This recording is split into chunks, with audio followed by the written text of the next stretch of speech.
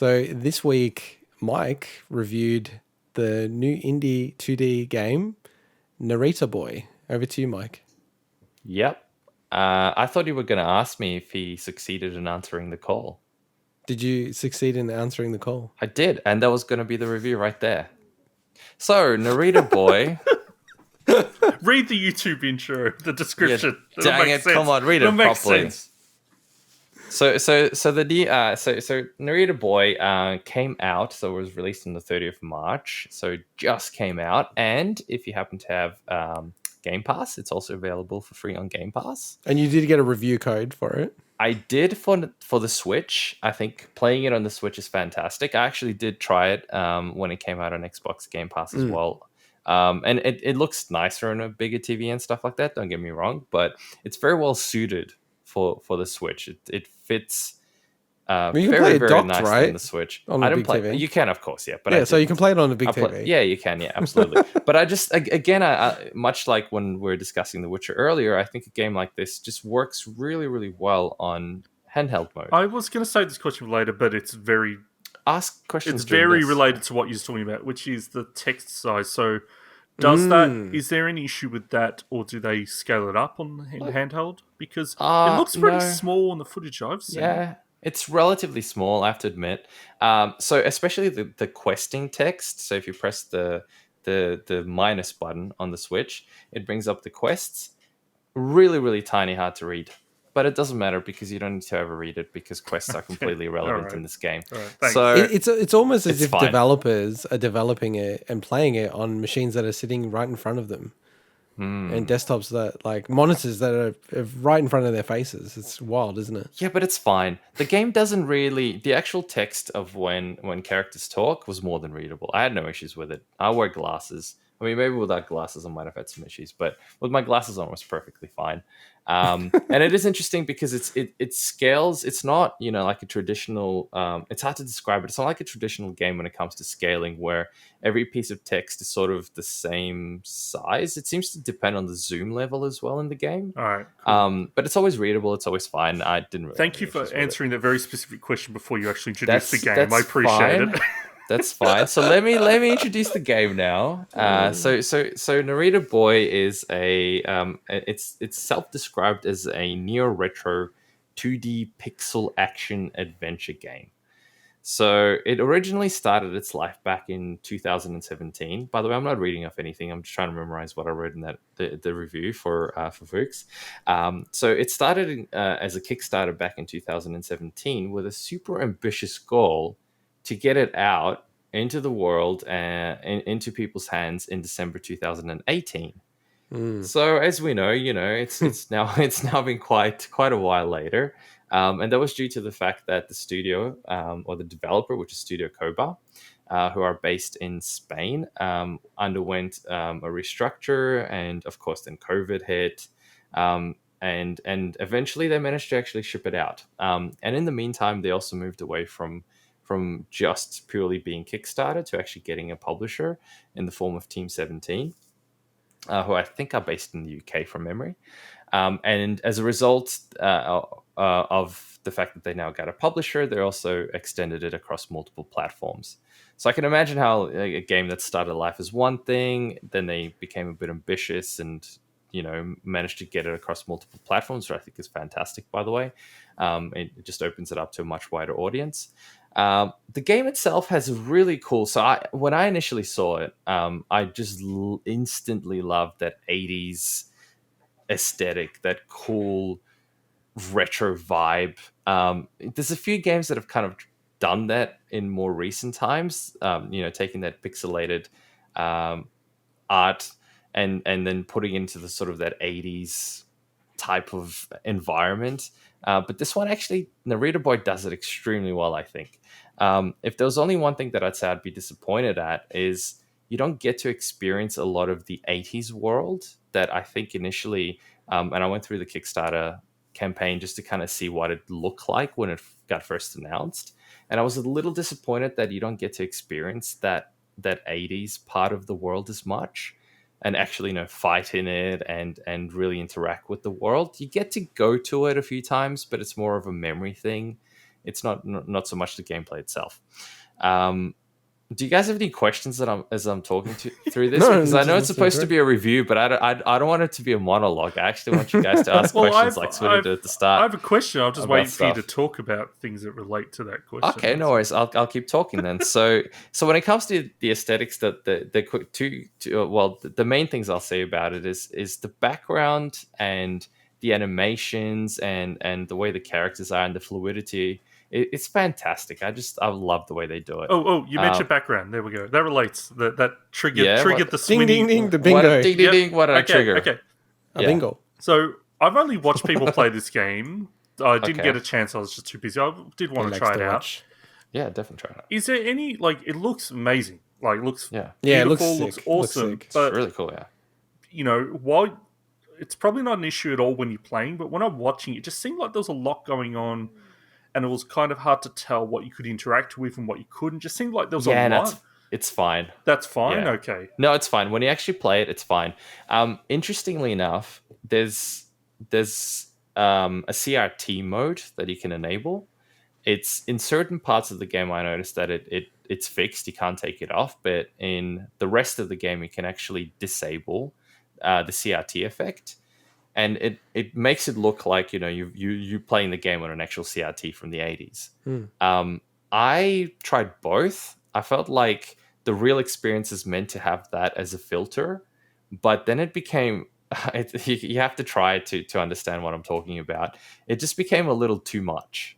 That I kind of enjoyed playing it without the filter, especially on the Switch. But then I started alternating between the two, and I think by the end of the game, I ended up playing with the filter on the entire time. Just because it adds a sort of weird extra effect to the game. So if you do play it with it on, try it off, see which one you like. I think a lot of people would actually probably switch it off, to be honest.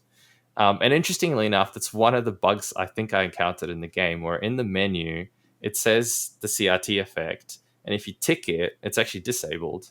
And if you untick it, it's actually enabled. So it's really weird. I don't know if that's a bug that they'll have to address. Oh, no, so it literally says CRT effect. No, it says it's something long. I forget exactly what it says, but it's something. Are you sure it's not a double negative that they've No, it didn't seem like a double negative, or maybe I read it. CRT remover.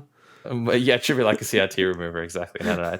So that part was, but in terms of being able to get what's going on the screen, not a problem at all. So the game actually eases you into the game world quite well, especially the enemies and the way they're introduced. It starts off with basic zombie-like enemies that are fairly easy to take over. And as you progress through it, there's certain enemies that require particular skills to do it.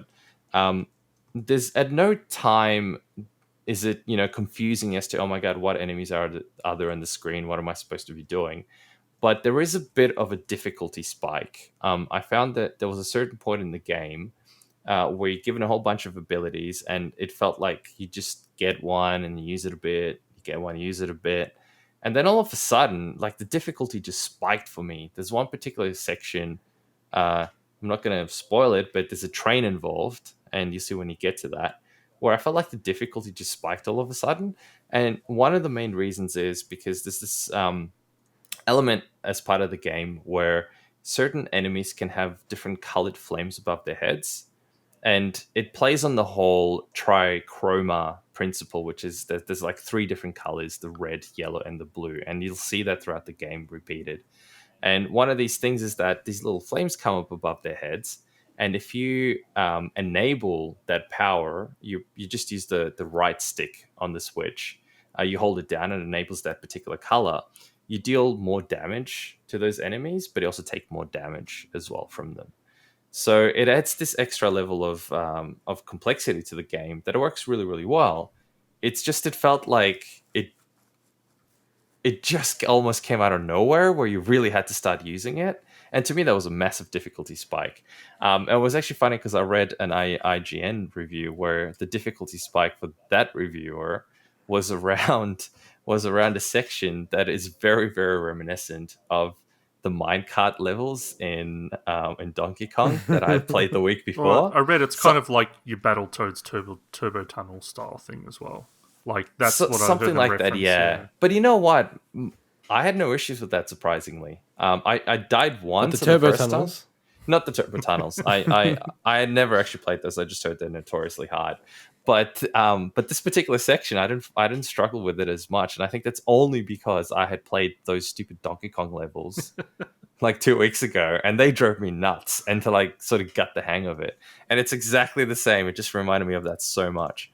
The one thing I'd say about this is initially when I first saw it, it was actually from a video that had a whole collection of upcoming Metroidvania games.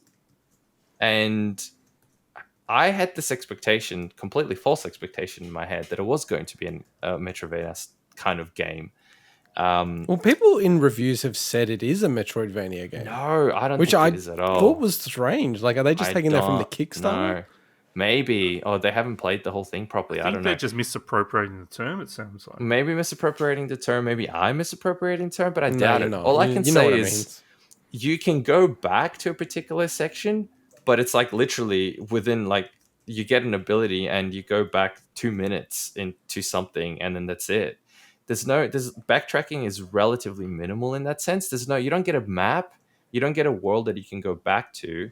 Once you sort of go to a world, you just keep progressing forward. There's no going back to previous parts. Either I missed something entirely, which I highly doubt, or the game is actually pretty linear. Now, I know Swinny, you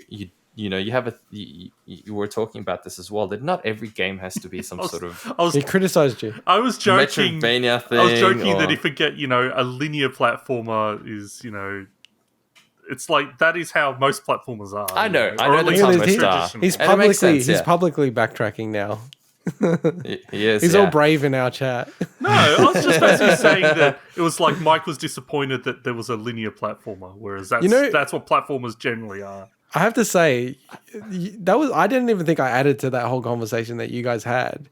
I thought about this whole linear thing like at least 5 times during the week. At random times, like in the shower and stuff. Because I do understand the point that you're saying, Swinny. Just so linear.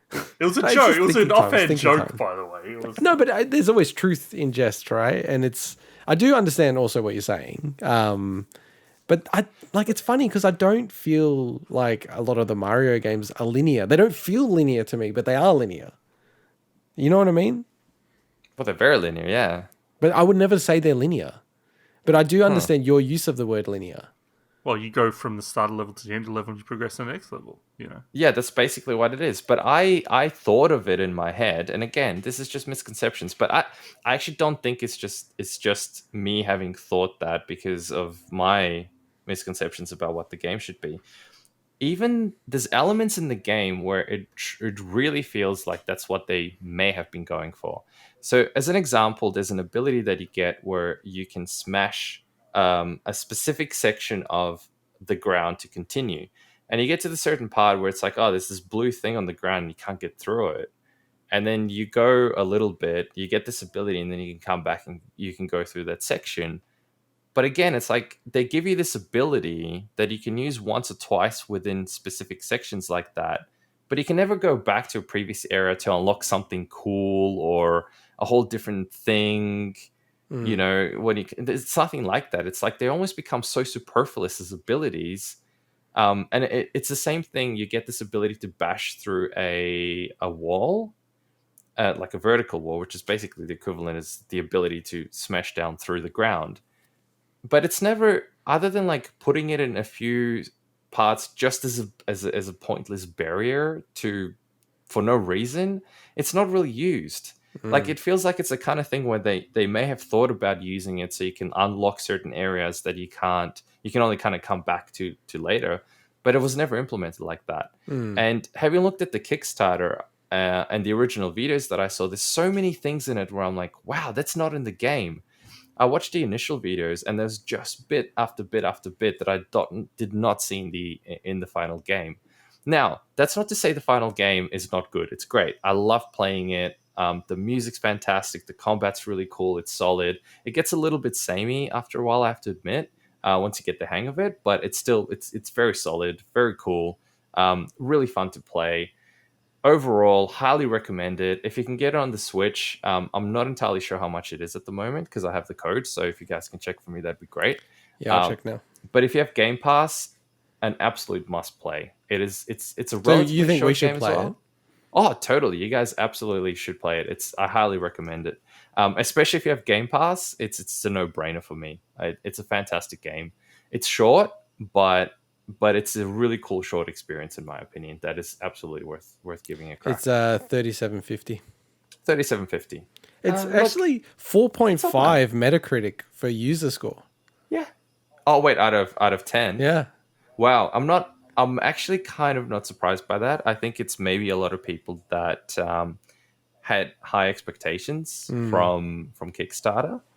I did say, and I think I did sort of point out in the long length review, and I was talking to you guys about it before I even said that I think there's going to be two camps of people: the people that have never really seen this or vaguely followed it, that don't have any preconceptions of what the game should have been, Yeah. or may have been based on what they were sold in Kickstarter. And then I think there's the group of people who backed it on day one, who waited so long for it to be released.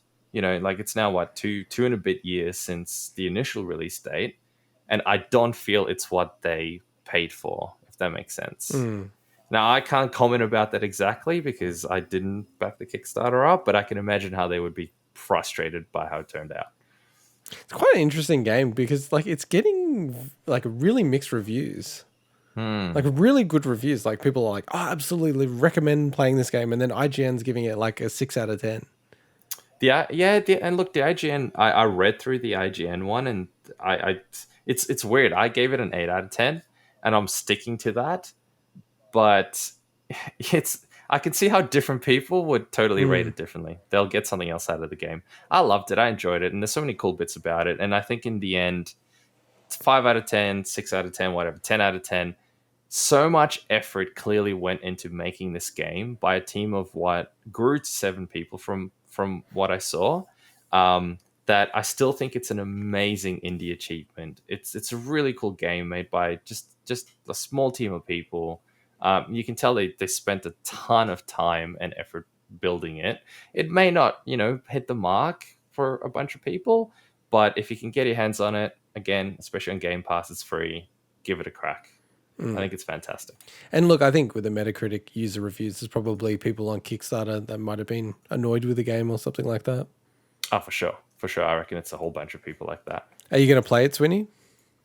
I'd like to. There's so many. As I said last week, there's just too many games in enough time. It's really short. But that's probably the weird thing for me mentally with Game Pass. I feel like, well, I don't need to play it because it's free, so I'll play it later, but then I'll never play it. It's kind of a weird thing about not purchasing a game. You know what I mean? Give it a crack. I might fire it up and play it for a little bit after I play LA Noire and all those other games I need to play. And then Monster Hunter Rise. Once I get through that, once I complete everything in Monster Hunter Rise, I'll play it. See you next year. See you next Tuesday. All right. Let's get into our final feature. Thanks for that, Mike. So